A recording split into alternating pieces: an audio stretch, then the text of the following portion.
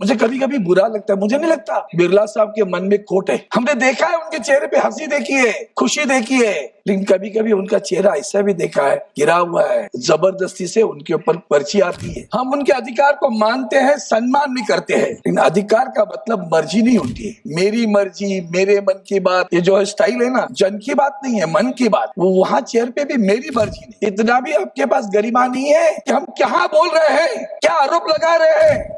हम विकसित भारत की बात करते हैं और विध्वंस को आंख बंद करके देख रहे हैं। पुल ढह रहे हैं, लोग मर रहे हैं, वो विध्वंस की तरफ देख, लेकिन हमारे पास समय नहीं है। 0 आवर का ढोल बजाते हो, इतने बड़े हादसे हो रहे हैं देश में, एडजमेंट मोशन नहीं आता लोकसभा में, कॉलिंग अटेंशन नहीं आती लोकसभा में। अब ये कह रहे थे सदन चलाना है, इतना पैसा खर्चा होता है। अरे वाह, शौच हुएगा कि बिल्ली हाथ चली, या आप भी थे, पूरा सत्र चलाने नहीं दिया। आदरणीय चेयरमैन मैडम, आज कहूं तो व्यथित मन से कहूं तो न्याय मिल नहीं रहा, इसलिए हूं। आज जो अविश्वास प्रस्ताव माननीय हमारे लोकसभा के अध्यक्ष बिरला साहब के प्रति विपक्ष के सारे पार्टियों ने लाया है, तो ये नहीं कहना कि उसमें बहुत कुछ खुशी हो रही है हमें। आज इसलिए शुरू में मैंने कहा व्यतीत हूं, क्यों होता है ऐसा, ये भी सोचने की आवश्यकता है। अंतर्मन से पूछिए, क्यों हमारे विपक्ष को लगा कि आपके ऊपर खिलाफ यह अविश्वास प्रस्ताव हम लाए। व्यक्तिगत रूप से अच्छे रिश्ते हमारे, हम उनके अधिकार को मानते हैं, सम्मान भी करते हैं, लेकिन अधिकार का मतलब मर्जी नहीं होती है। मेरी मर्जी, मेरे मन की बात, ये जो स्टाइल है ना, जन की बात नहीं है, मन की बात, वो वहां चेयर पे भी मेरी मर्जी नहीं, अधिकार चलेगा, उस अधिकार का हम सम्मान करते रहेंगे। अभी मैं शुरू में, अभी इन्होंने बहुत कुछ बोला, थोड़ा सा उस पर भी जिक्र करूंगा, लेकिन सोमनाथ चटर्जी के साहब का जो उस वक्त प्रस्ताव आया था, तो उन्होंने जो पार्लियामेंट में उस वक्त, एक तो पहली बात ऐसी कि प्रधानमंत्री वहां मौजूद रहते थे। अगर आप सारा रिकॉर्ड देख लेगी तो आपको पता चलेगा कि पंडित नेहरू जी बीच में बात कर रहे हैं उनके साथ में, और उस सोमनाथ चटर्जी ने शुरू में किया, sir with anguish but no animosity, same thing is like was here also, with anguish but no animosity, with seriousness but no motive except the purest one, and impelled by sense of duty, we are constrained to move the resolution against you. I mean, that time the speaker was there. Then again he said, sense of duty like wisdom and patriotism is not the monopoly of the ruling party. They feel it is their monopoly. हमें patriotism होता है, हम ही देश के प्रति राष्ट्र निष्ठा रखने वाले लोग हैं, उससे ज्यादा है यहाँ, इतना ध्यान में रखना। क्योंकि वो वंदे मातरम के समय में बात आई है तो लोगों को पता याद करने देना पड़ेगा कि भाई स्वतंत्रता के लड़ने वाले लोग कौन थे, तो याद करो, फिर पता चलेगा कि पैट्रियोटिज्म का शब्द किसको अनुष्ठित है।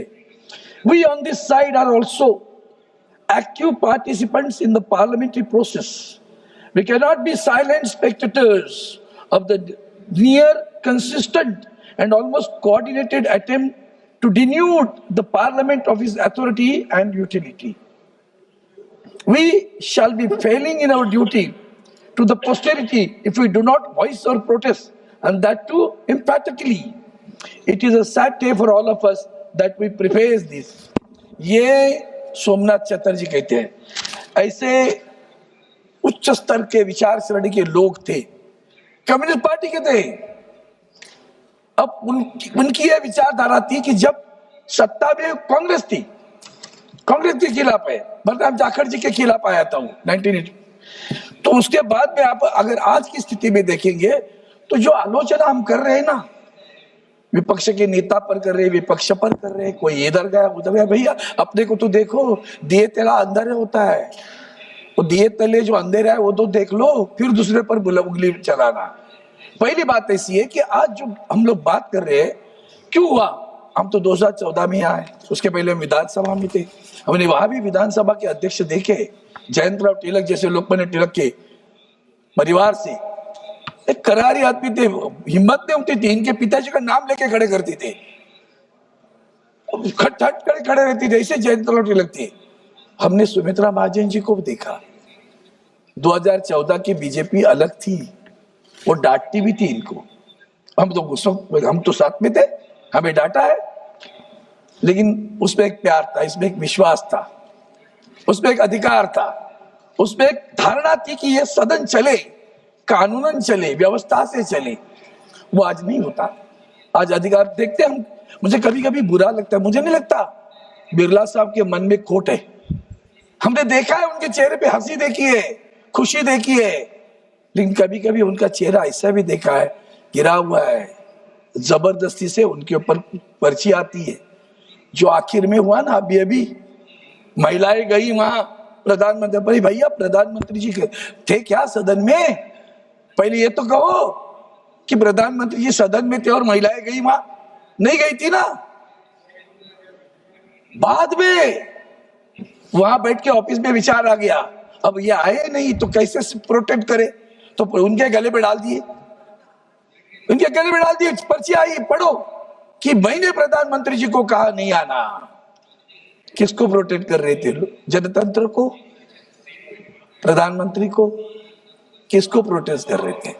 जबकि वहां आप भी थी, आप बहुत बार रहती है, आदर करता हूं, शून्य प्रहर में आपके साथ में झिकझिक होती है मेरी, आपको पता है कैसे होता है शून्य प्रहर। और वही एक बैठे मेरे मित्र वहां, जब मर्जी आए खड़े हो जाते हैं शून्य प्रहर में बोलने के लिए, और जितनी मर्जी आए उतने बोलते हैं, जो कुछ गाली गलौज, जो कुछ बोलना है सब बोल देते हैं।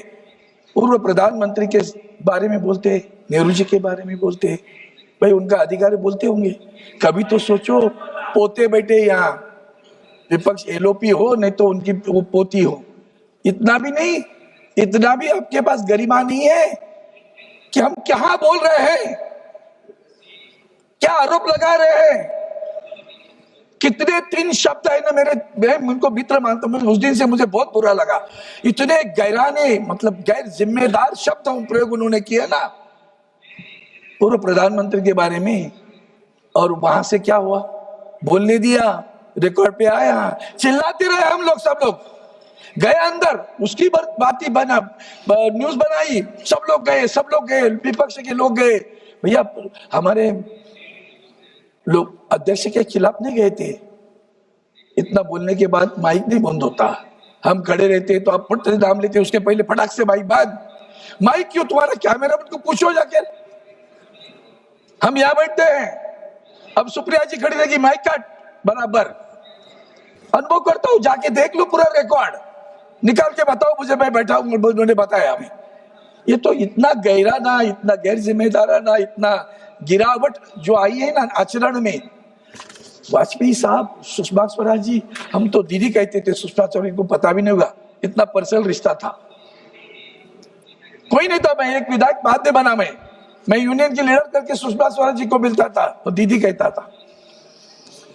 भैया कैसे पूछती थी, उनके सारे स्पीच देखना, विपक्ष के नेता के नाते जो उन्होंने भाषण किए ना, देख लेना, आज भी लगता है, गर्व लगता है, क्या बात करती है।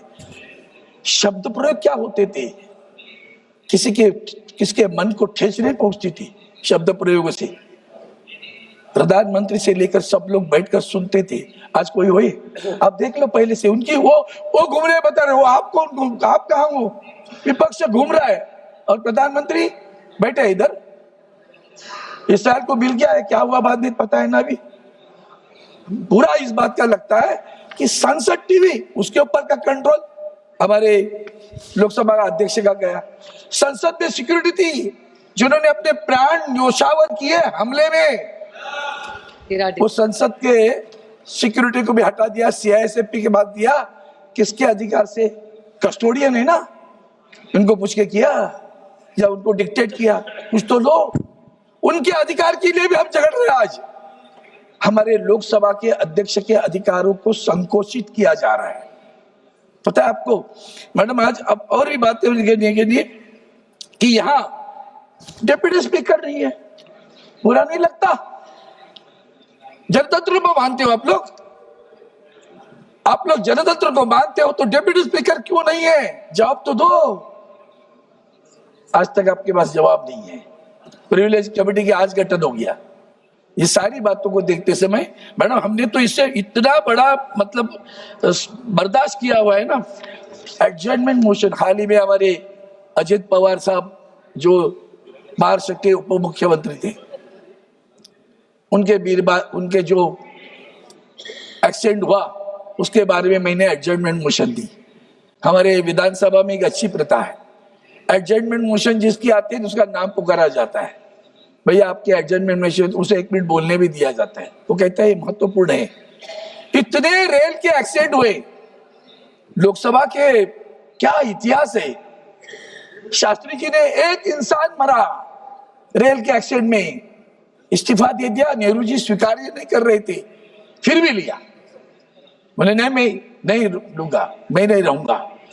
287 लोग मरे, 50 मरे, 100 मरे, हंसते हुए रेल मंत्री दिखते हैं, कुछ असर नहीं आता, कुछ दुख नहीं। हम विकसित भारत की बात करते और विध्वंस को आंख बंद करके देख रहे। पुल ढह रहे हैं, लोग मर रहे हैं, वो विध्वंस की तरफ देख, लेकिन हमारे पास समय नहीं है। बात उठाओ, कौन सी एडजस्टमेंट मोशन आई पिछले 7 बरस में? मैं उल्टा बोलूंगा और एक अनुभव बाद में बताऊंगा। कॉलिंग अटेंशन आई, मुझे याद है पिछली बार मैंने calling attention the climate change पर, आज तक कोई कॉलिंग अटेंशन आई? 0 आवर का ढोल बजाते हो। इतने बड़े हादसे हो रहे देश में, एडजस्टमेंट मोशन नहीं आता लोकसभा में, कॉलिंग अटेंशन नहीं आती लोकसभा में, हाफ एन आवर चर्चा नहीं आती लोकसभा में। कौन रोक रहा है? कौन है पीछे? मुझे मालूम है कि खुद हमारे अध्यक्ष भी दुखी होंगे। वहां से पर्ची आती है, वहां से इशारे आते हैं, फिर यहाँ तो देखते भी नहीं है। वही फिर कैमरा ऐसे ही टाइट रह जाता है, यहाँ देखना ही नहीं, चिल्लाओ जितना चिल्लाना है चिल्लाओ। बुरा लगता है मैडम। ये जो महिलाओं की बात की ना, बहुत बड़ा बुरा लगा। वो गाली गलौज करते रहे, एक बार नहीं बार बार उतारा उनके पास से, आज तक नहीं रोका। और आज के बाद में और भी एक बात बता देता हूं आपको, ये अब ये कह रहे थे सदन चलाना है, इतना पैसा खर्चा होता है। अरे वाह, 100 चूहे का के बिल्ले हाथ चली, 100 चूहे का के बिल्ली हाथ चली। भैया आप भी थे 2G 3G स्कैम, याद है? 2G 3G स्कैम में वही तो उसको बताऊंगा ना, उनके ऊपर आरोप भ्रम निर्माण किया था, इल्यूजन्स, आपको पता नहीं है। और 2G 3G स्कैम में मैडम आप नहीं थी, हो पूरा सत्र चलाने नहीं दिया इन्होंने। बीजेपी के लोगों ने पूरा सत्र चलाने नहीं दिया। आज इतना घंटा गया, उतना घंटा गया, और वहां युद्ध हो रहा है, उससे कितना घंटा गया देखो, कितना पैसे का नुकसान हो रहा है वो भी देखो, गैस महंगा हो गया उसके लिए भी कौन जिम्मेदार है वो भी देख लो, ये फिर पता चलेगा आपको। ये जो बातें ना, अपना खुद का, हमारे मराठी में एक मस्त कहावत है, स्वतःचं ठेवायचं झाकून दुसऱ्याचं पाहायचं वाकून, मतलब खुद का ढाक लेने का, दूसरे का चादर उठा के देखने का, ऐसे इनके धंधे। ये दूसरे की बात करते रहते। नेशनल दस्तक की आपसे गुजारिश है कि अगर इसको बचाना चाहते हैं तो नेशनल दस्तक को सब्सक्राइब करने के लिए रेड कलर के सब्सक्राइब बटन को दबाएं, फिर बेल आइकन की घंटी दबाएं। नेशनल दस्तक को बचाने के लिए बहुत जरूरी है कि हर खबर को शेयर करें, लाइक करें, कमेंट जरूर करें।